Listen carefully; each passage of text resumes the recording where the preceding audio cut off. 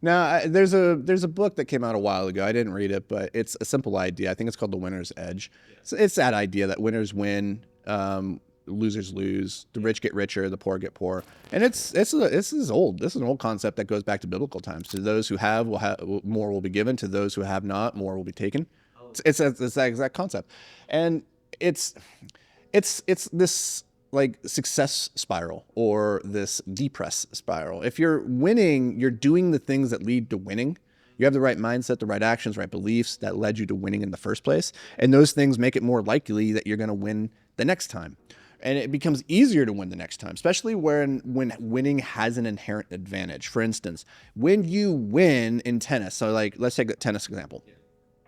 Over the course of a year, you play on the tennis tour. And if you perform well on the tennis tour, your ranking goes up. When your ranking goes up, you get better seeding in future tournaments. So first round, you play against the lower rated people, right? Makes it easier to get into round two, round three.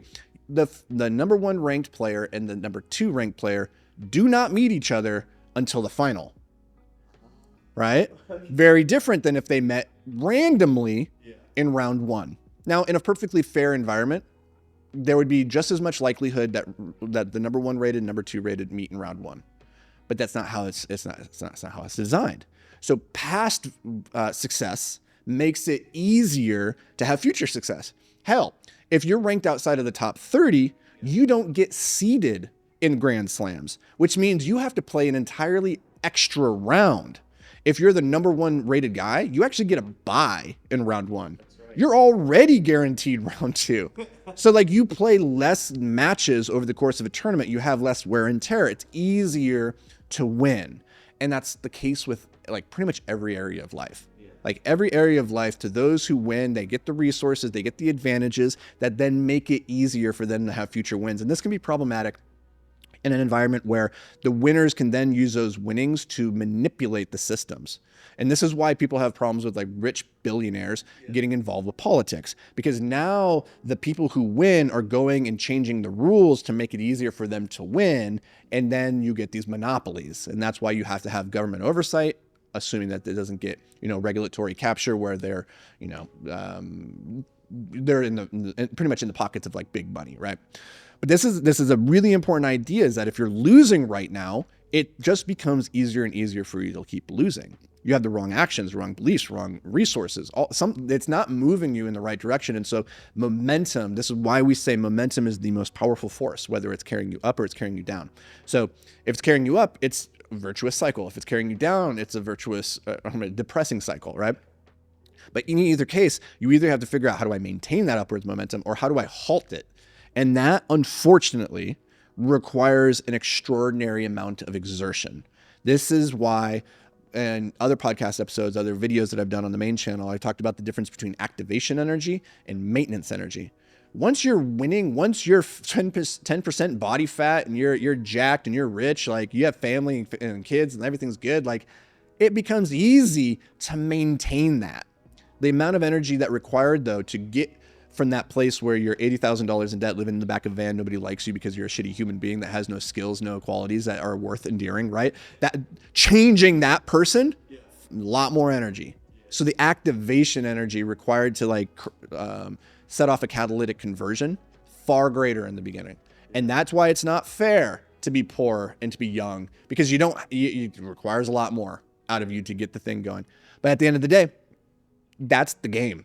And so you can bitch about it and say it's not fair, and that's true, it's not, or you can do something about it. And the thing is that like complaining that's not fair isn't going to change the circumstances, because even if we change the system so that it was equal for everybody, you would still have these issues. This would still manifest, because it is just a function of the universe that winners win, losers lose.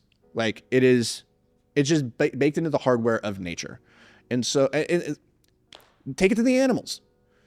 If the animal is fit and healthy, makes it easier for him to hunt, makes it easier for him to fight. And when he fights and he defeats his foes because he's well fed, then he gets all the females.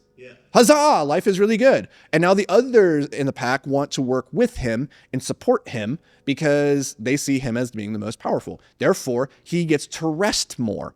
Therefore, the lowlings have to go out and get the food and bring it back, and he eats it. And so he's fit and he's ready. Now, if one of the juniors wants to challenge him, they don't have as much food. They haven't been relaxing and fucking all the time. So they're like not in the right mindset, right? Yeah. So they have to work harder. It's like, that's why it's so difficult to dislodge the incumbent. Now, like you could use the example of lions for that, but that same argument applies to humans. Yeah. And so you could say it's not fair, but it is just the world.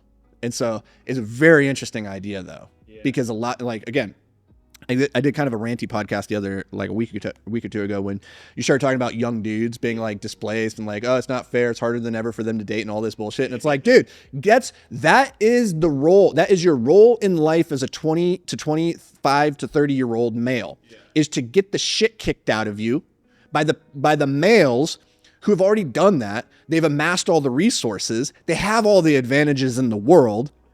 Why would you think you have a chance against them? You don't. So you have to make up for it with like working hard and around the clock, and like that's the only way. And I don't know why people have such a hard time understanding this, but they do. I did. I'm not saying this from a position of like I figured this out. Like I was 30 years old by the time I started going, I see what's happened here. I suck because I suck. My life sucks because I suck. Yeah. That's just what it is. So I don't know if that's helpful to anybody. Hopefully, maybe.